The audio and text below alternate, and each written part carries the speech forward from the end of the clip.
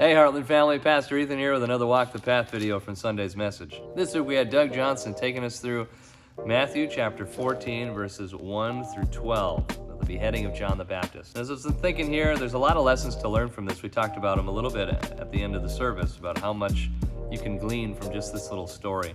But one of the main things I'm thinking about when it comes to walking the path this week is Herod, the Tetrarch. He was known historically to be a man of a lot of following the whim. You'd call it kind of a hedonistic lifestyle where he just kind of did what he wanted. He really was kind of playing a part in that Roman Greek court style, right, of intrigue, but also of excess and kind of laziness and of just kind of following whatever you desire, right? I think for us, when we look at Herod, the Tetrarch, and we look at ourselves and the people around us, oftentimes the one thing that keeps people from Jesus and from following Jesus is when we say, I think Herod the Tetrarch, he knew if he were to follow Judaism truly, he wouldn't be able to do whatever he wanted, right? He wouldn't be able to follow his own path and to kind of fool around like he was. He would have to submit to somebody higher than himself.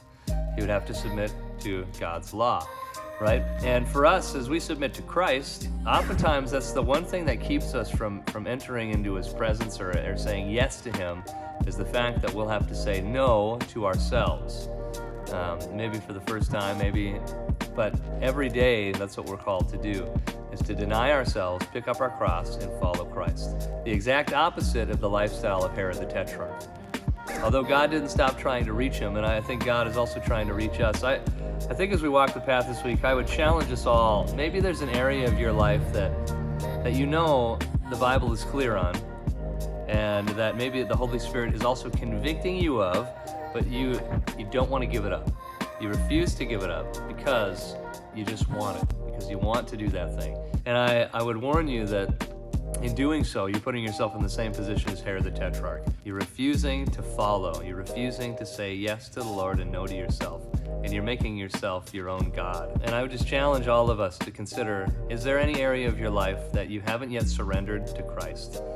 And if you haven't, you should give it your best shot this week. So really give it over to him and say, Lord, this is yours, whatever you want to do with it. Kind of a tough one. With that, we love you guys. Thanks so much for listening. We'll see you this Sunday.